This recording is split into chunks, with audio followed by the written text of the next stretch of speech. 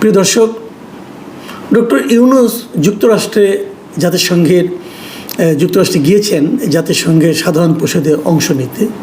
ভাষণ দিয়েছেন উনি শুক্রবার দিন, এবং সেই ভাষণকে কেন্দ্র করে এরই মধ্যে নানা ধরনের ঘটনা কিন্তু ঘটেছে। আমরা এর আগেও দেখেছি ওনার এই গমনকে কেন্দ্র করে, ওনার সঙ্গে পলিটিক্যাল লিডারদের যাওয়াকে কেন্দ্র করে, এবং সেটা ওখানে যাওয়ার পর নানা ধরনের অঘটন, হেনস্থা, এ সমস্তকে কেন্দ্র করে গত 2-3 দিন মিডিয়াতে, বিশেষ করে সোশ্যাল মিডিয়াতে নানা ধরনের বক্তব্য প্রচারিত হয়েছে। সেই বক্তব্যগুলো আমার কাছে পার্সোনালি খুব একটা আমি এনজয় করিনি। এটা আমার কাছে ভালো লাগেনি যে ডক্টর ইউনূস ভালো মন্দ যাই হোক, উনি তো আমাদের দেশের একজন প্রতিনিধি, তাকে নিয়ে এগুলো কেন হবে?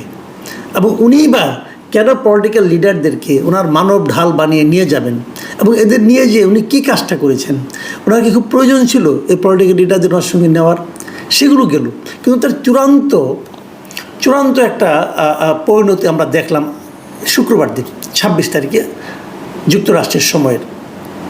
সেখানে যুক্তরাষ্ট্রের এই অবস্থিত যে ইউএন যে অফিসটা আছে, জাতিসংঘের যে অফিসটা, তার সামনে আওয়ামী লীগ এবং বিএনপি দুই দলের বিক্ষোভ অবস্থান, স্লোগান, পরস্পর বিরোধী স্লোগান, এক ভয়ঙ্কর অবস্থা।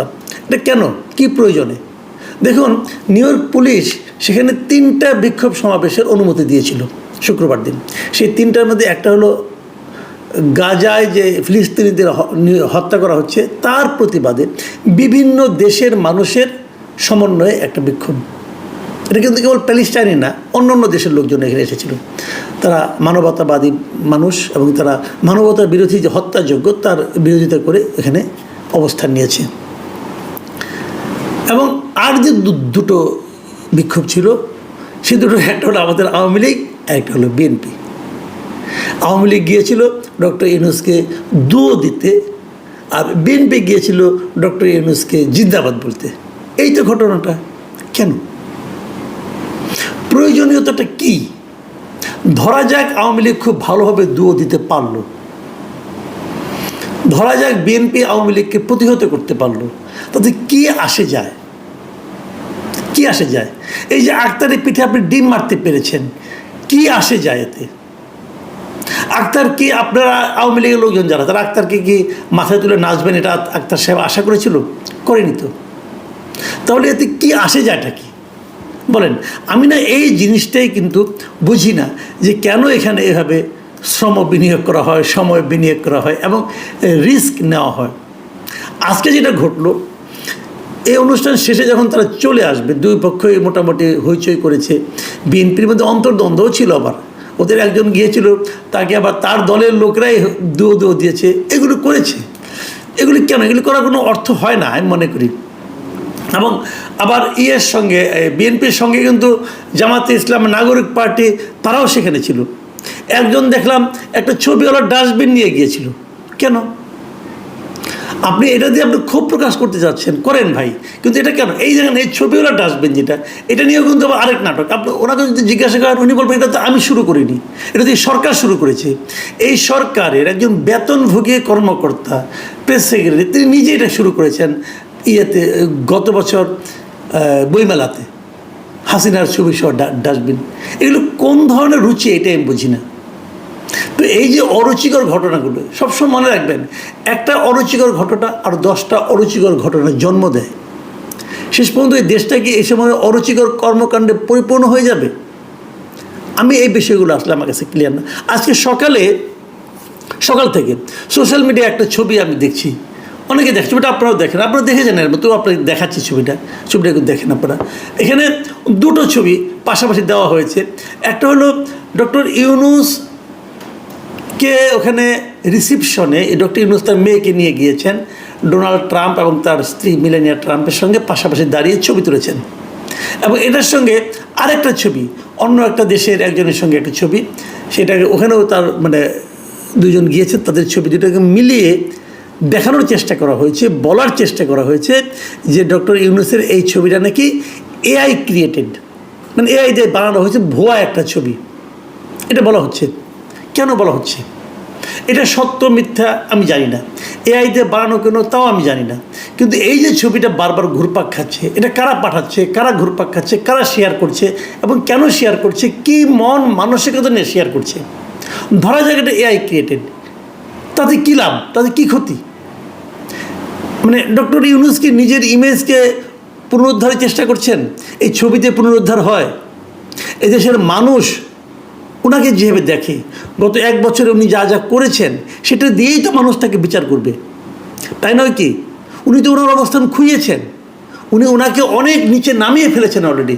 আর কি উঠাবেন? ট্রাম্পের সঙ্গে একটা ছবি তুলতে পারলে বা কি? শেখ হাসিনাও তো জো বাইডেনের সঙ্গে ছবি তুলেছিল, তাতে কী হয়েছিল? ওই ছবি ওনাকে রক্ষা করতে পেরেছিল? পারেনি তো। ছবি কাউকে রক্ষা করতে পারে না। রক্ষা করার জন্য জনগণের আপনার কাছে যেতে হবে, জনগণকে আপনার কাছে নিতে হবে। সেটাকে ওনারা করতে পেরেছেন? ডোনাল্ড ট্রাম্পের ওখানে ছবি তোলা না তোলা এতে কিছু যায় আসে না ভাই। ডোনাল্ড ট্রাম্প তো মোদিকেও মাই ফ্রেন্ড বলে অভিহিত করতেন। মোদি তো ওখানে যেয়ে বলে এসেছিল আপকা বার ট্রাম্প সরকার, তো অনেক কিছু তো বলছে। তাতে কী হয়েছে? ইন্ডিয়ার সঙ্গে ডোনাল্ড ট্রাম্পের সম্পর্ক কী অবস্থায় আছে বলেন? একটা ছবিতে কিছু হয় না, স্থায়ী হয় জনগণ। আপনি জনগণের কতটা হৃদয়ের কাছে যেতে পারলেন সেটাই হলো ঘটনা। বাকি সব এমনি এমনি, ওগুলির কোনো মূল্য নাই ভাই। এটাই দুনিয়ার নিয়ম। দেখুন ডক্টর ইউনূস ওখানে কী বলেছেন, সেই যার সঙ্গে সাধারণ পরিষদের বক্তব্যে উনি কি, আমি বলি না একটা মাত্র আমি লাইন আপনাদেরকে পড়ে শোনাবো।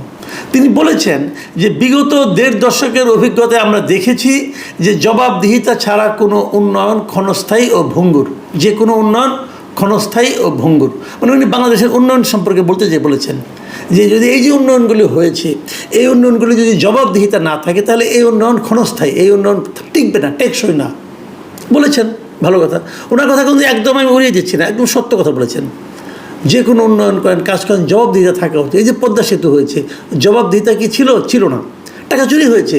এই যে মেট্রো রেল হয়েছে, জবাবদিহিতা কি ছিল? ছিল না, টাকা চুরি হয়েছে।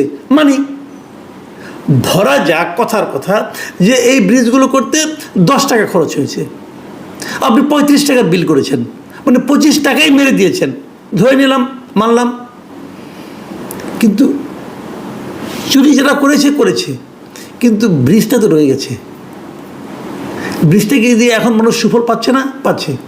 আপনি যদি এরকম আরেকটা ব্রিজ করে প্রমাণ করতে পারতেন যে কম খরচে ব্রিজ করা যায়, দেখো আমি করিয়ে দিলাম, অথবা একটা কম খরচে একটা কাজ করা শুরু করে দিতে পারতেন, করে দেখাতে পারতেন এই দেখেন এত টাকা খরচ করেছে, 35 টাকা খরচ করে ব্রিজ বানিয়েছে, আমি 15 টাকা খরচ করে ব্রিজ বানিয়ে দিলাম, অথবা 10 টাকা খরচ করে ব্রিজ বানিয়ে দিলাম, অথবা কাজটা শুরু করে দিলাম।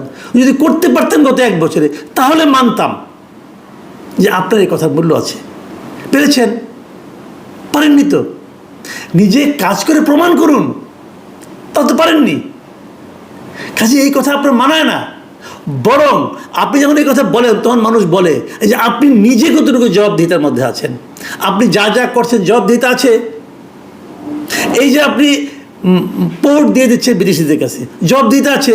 কার কাছে জবাবদিহি করেছেন? আপনি কোনো টেন্ডারের মাধ্যমে একটা পার্টিকে আপনি ঠিক করেছেন, আপনার পছন্দ হয়েছে একটা পার্টিকে, তাকে দিয়ে দিচ্ছেন।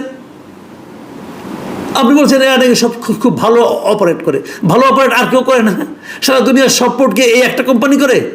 একটা বেসরকারি কোম্পানিকে আপনি একটা পোর্ট দিয়ে দিলেন, কিসের উপর ভিত্তি করে দিলেন? কার কাছে জবাবদিহি করেছেন? আপনি করেননি। মানবিক করিডোর দিচ্ছেন, কার কাছে জবাবদিহি করেছেন? আপনি করেননি। করেছেন সেন্ট মার্টিন বন্ধ করে দিয়েছেন, কার কাছে জবাবদিহি করেছেন? কারো কাছে করেননি। নিজের 666 কোটি টাকা কর আপনার বিরুদ্ধে হাইকোর্টের রায় হয়েছে, সেটা আপনি বাতিল করে দিয়েছেন। আপনার বিরুদ্ধে একটার পর একটা মামলা আপনি নির্বাহী আদেশে প্রত্যাহার করে নিয়েছেন, কার কাছে জবাবদিহি করেছেন ভাই? কারো কাছে করেননি।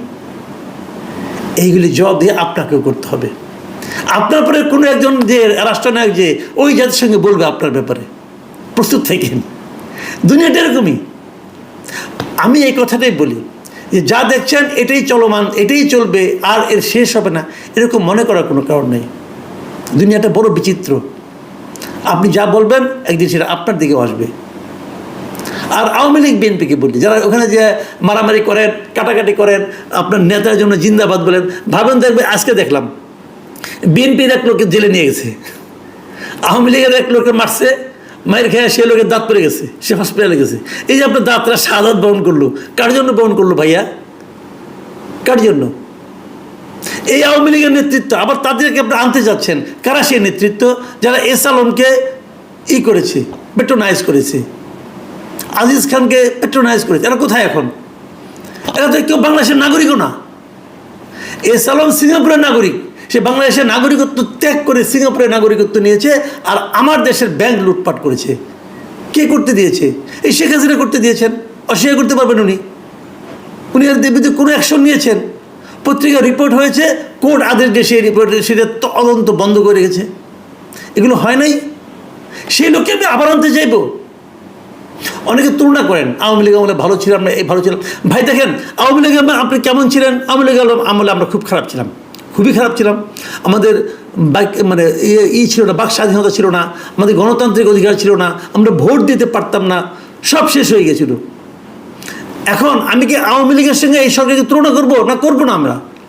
আমরা তুলনা করব, আমরা কি চেয়েছি, আমাদের কি প্রত্যাশা, তার সঙ্গে তুলনা করব। সেই প্রত্যাশা আওয়ামী লীগ আমলেও নিহত হয়েছে, এই সরকারের আমলেও নিহত হচ্ছে। আওয়ামী লীগ এবং এই ইউনূস সরকার, এই দুটোর মধ্যে তুলনা করার জন্য আমরা বসি নাই। আমাদের বক্তব্য হলো, আমাদের যা দরকার সেটা আমরা পাচ্ছি কিনা, সেটা পাওয়ার জন্য আমরা আন্দোলন করব। যদি ইউনূস সরকার দিতে না পারে, তার সমালোচনা করব। এখন আওয়ামী লীগ সরকার খারাপ ছিল জন্য ইউনূসের সমালোচনা করা যাবে না, এটা কিন্তু আমি মনে করি না। আগামীতে যে সরকার আসবে, তারা যদি আমাদের চাহিদা মেটাতে না পারে, তারও সমালোচনা করব। তখন লোকে বলবে, ভাই আপনারা তো সবারই সমালোচনা করেন। হ্যাঁ, সবারই সমালোচনা করব। যতদিন পর্যন্ত আমাদের প্রাপ্যটা আদায় না হবে, ততদিন পর্যন্ত প্রশ্ন করতে হবে।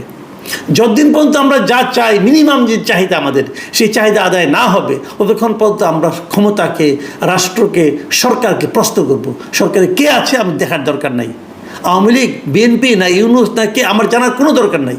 আমার কথা হলো, ওখানে যেই বসে থাকুন, তার দায়িত্ব আমাদের সেবা করা। সেবা করতে না পারলে চলে